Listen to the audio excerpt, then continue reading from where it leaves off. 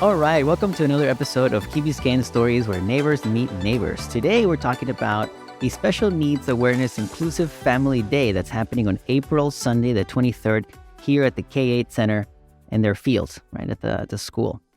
Today, to talk about that, we have Dominique Briard and Laura Teran. They are part of It Takes a Village. We're going to get to know about the organization and the event. I'm excited. Welcome on the show, ladies. How are we doing today? Hi, Alejandro. Thank you for welcoming us. Hi, welcome. Thank you for having us today. Let's talk a little bit about what is It Takes a Village.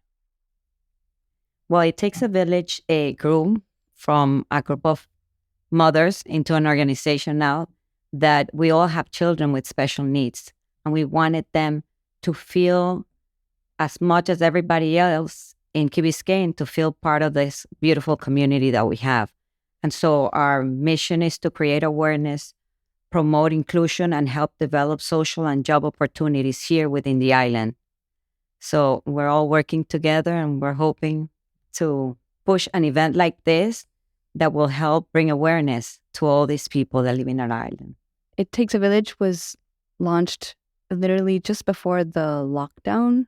And for the launch of the organization, which I was a guest to, there were over 100 people who attended that. It was held at the community center in Key Biscayne. And I think everyone was surprised of the turnout.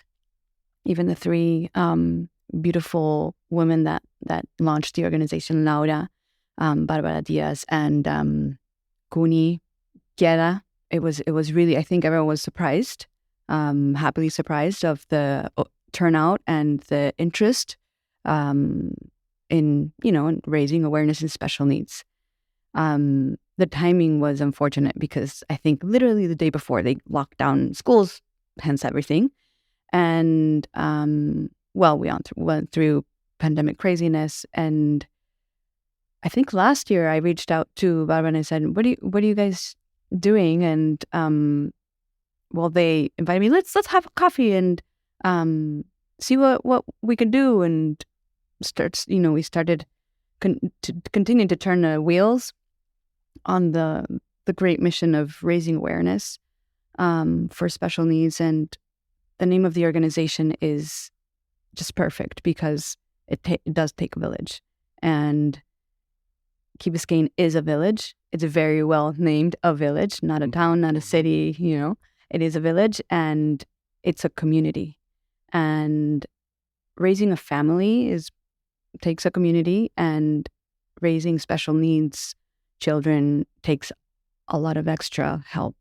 And we can all share our personal stories, and every single family that has a special needs child can share their stories in how it's been a work of love to raise their child and to help them thrive. And it's not only the parents and siblings, it's teachers, therapists, neighbors, people at the stores the children visit. Every person that they encounter makes a difference in every person's life, but especially for people with special needs who have a harder time to find their place in a community, to understand their role, and to feel included.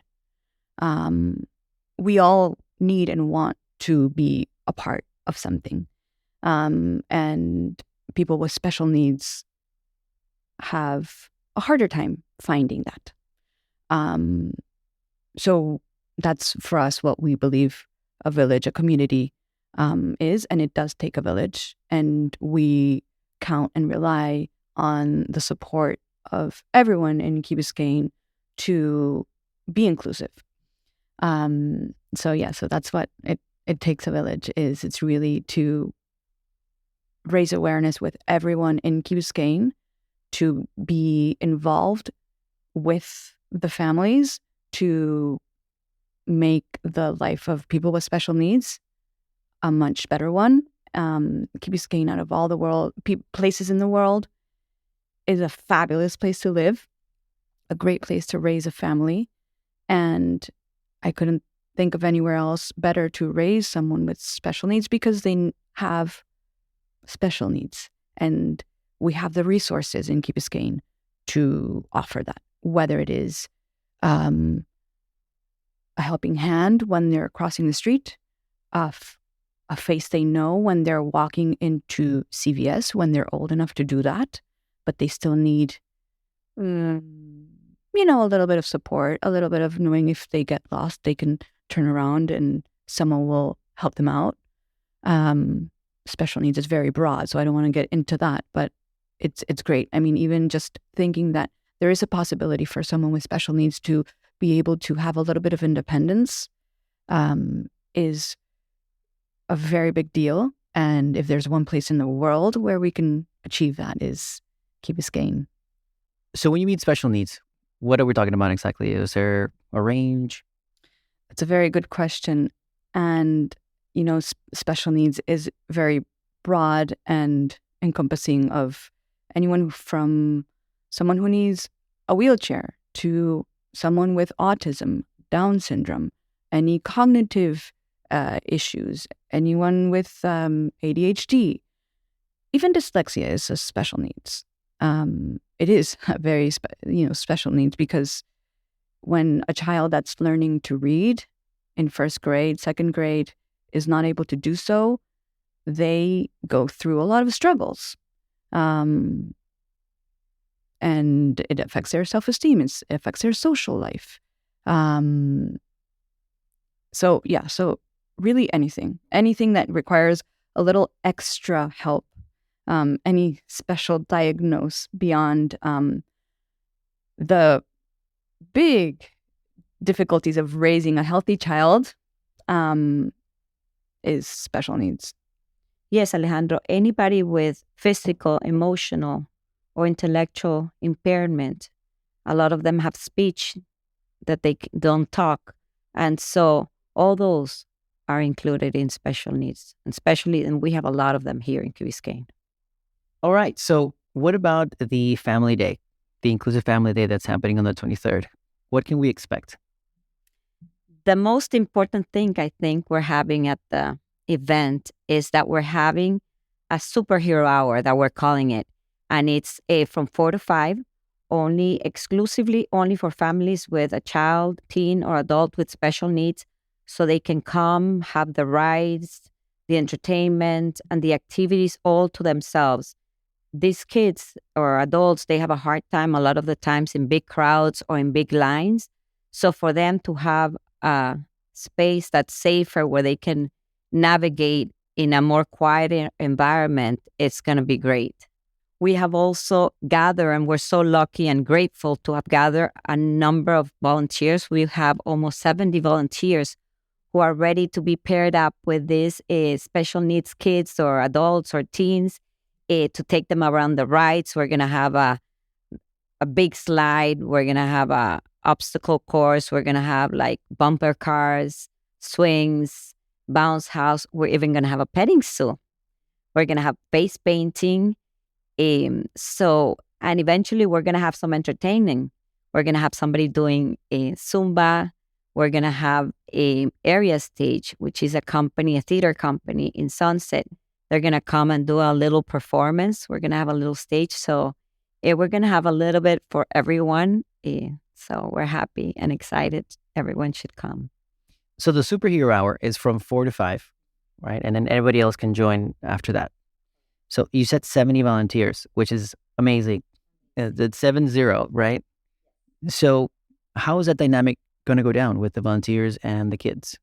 It's really amazing that we have a really good group of volunteers. During that superhero hour, we'll be connecting the volunteers with a special needs group, connecting, individuals with individuals so that they can have conversations, go on the rides together, enjoy the amusements and the food vendors and everything that we will be having at the event, the face painting and all these things, without a much larger audience, without having too many people there, without having to go through long lines. These are things that are very hard for people with special needs. Even perhaps some have difficulties when the volume gets very loud. So it will be an hour where they're the main focus. We want everyone who comes from the village to really see how flourishing our special needs community is. Starting at 5, everyone in the community is invited. And the same things will be available for free for everyone. And so they will be able to enjoy rides. We have bouncy houses and face painting and a lot of different amusements. There will be food vendors so people can get a snack or a meal. And we will also have providers. Laura, if you can share a little bit more of that. I think it's a really good component because we have service providers that focus on education for special needs, but not exclusively. So they do help kids that just need, a little push in general educational service providers that will be promoting themselves, but also have some interesting things to offer to engage with the audience. So, okay, the service providers, some are locally. So we have Motivating Minds, Minds of Tomorrow, and Casa Smiles. And then we have some from outside the key. Like I had said, Area Stage, which is a theater company. We're going to have Card, FIU Embrace, My Time, Up to My Child. So we have a few that are coming to lend their expertise and answer questions to the families for potential children who may need them, children or adults who may need them. We're trying also to get Miami Vocational Rehabilitation for the older children so they can be trained for jobs. So we're really looking forward. We have a good crowd that has offered their services, and we're looking forward to matching them up with families who may need them. So at the end of the day, what is the goal with this Inclusive Family Day? There's so many events that go around in Key Biscayne, and most of our children are not able to participate because there's long lines, overcrowding, lots of kids screaming. So it's really hard for them to compete to make a line to sit with Santa or take a picture with the Easter egg bunny or grab the eggs because they didn't make it there in time. So we want the community to know they're here. Maybe in the next event that they see them there, they're going to let them in front of the line or they're going to help them get the egg. We're actually having some badges made. Some of them may be able to wear them. Others will have stickers, depending on their sensibility of what they can use. If the parents want to have them wear them. So the community can recognize them, and then next time they'll say hello or they'll volunteer in our social societies that we have started to match kids and they come and play together, or, you know what, help them get in front of the line. And so at the event, that's what, during their special hours, obviously they'll have the lines to themselves. But once everybody gets there, I'm hoping, and we're actually going to tell the people running the ride, you know what, if you see a kid with a badge, they should go first. And so it's going to create awareness to these other kids. You know what, these kids need a little more attention. They may be a little slower or a little, more sensitive to the noises and whatever. So as soon as they get in front of the line, for them, everybody's going to have a great time and they're going to be seen. So I think that's the main purpose and how we want to create awareness. So you mentioned about matching kids to play together. That's a new thing. That's a new thing. We just started it. It's in Pampers, literally. We have a few volunteers who actually, one of them approached us and said, how can I get together with special needs kids?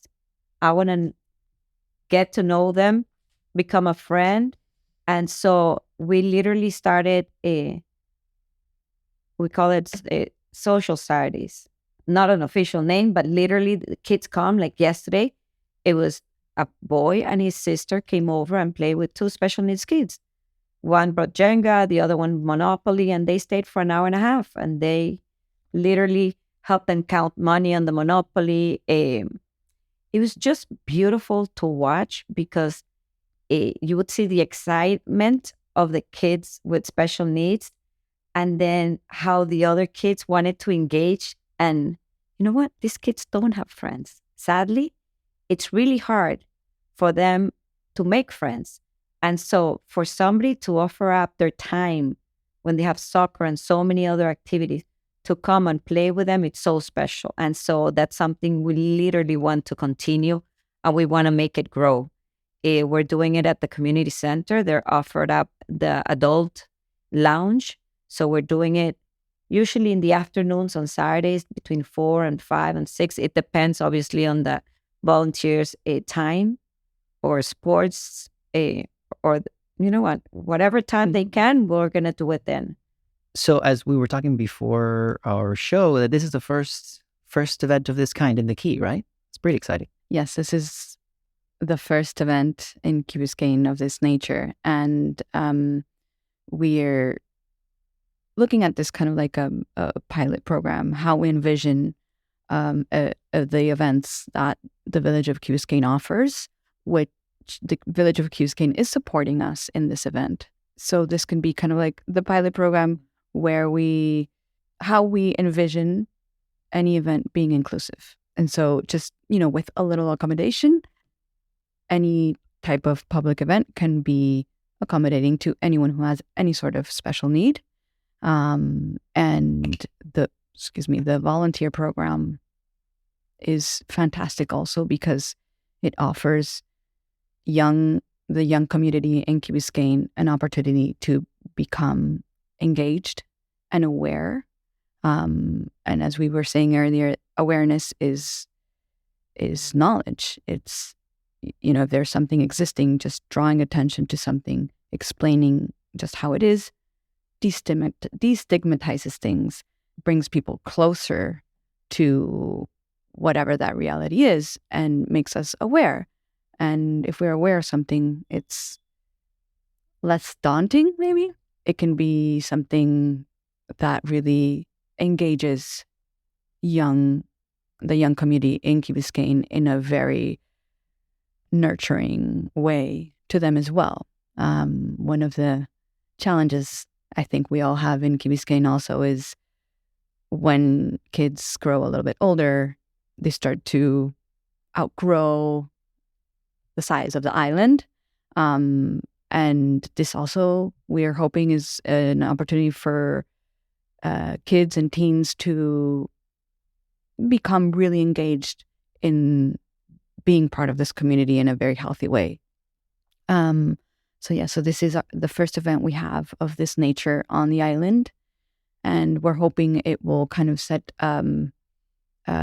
base of how we can, with simple accommodations, make every event in the village inclusive, and also help the community at large understand that with simple adjustments, everyone has a space and a role, and can have a good time in an event like a public event where we have rides and fun and just be part of a community. Great. This has been great and informative about the event. We look forward to participating and being there. So we have just one closing question here in Key Biscayne Stories. What is your favorite part of Key Biscayne? Key Biscayne is home, and it's the village where we are raising our special needs kids. So I love this community. I've been here since I'm 10. So it's home. Key Biscayne, so many people in the world live stream of living on an island. We live on an island, and we get to raise our families in this open community where kids can ride their bicycles to school. In this day and age, there's maybe a handful of small towns in the world where kids have that opportunity. We know faces. I go to the park and I will always have someone to talk to. Maybe I run into a close friend, or maybe I run into someone that I've seen several times walking in and out of the supermarket, or, as friends with a friend, or I know the child they're taking care of. It doesn't matter. But it's a small community, and we all know each other. So it's like a large family, and many people here are not originally born in Key Biscayne, and so we come from different places, and we find the sense of family, the sense of home. It is truly home, and we get to have that beautiful slow pace rhythm of life where you could be outdoors and you can go to the beach and work out at the park, and now more and more work from home, which is Key Biscayne. And then when you need a little bit more, you just go over the beautiful Rickenbacker Bridge and you have this vast city with every single thing. So it's everything is just 15 minutes away. What else could he ask for? Awesome. Ladies, Dominique and Laura, thank you so much for joining us on the show and telling us all about the event. We look forward to it. Thank you. Thank you, Alejandro.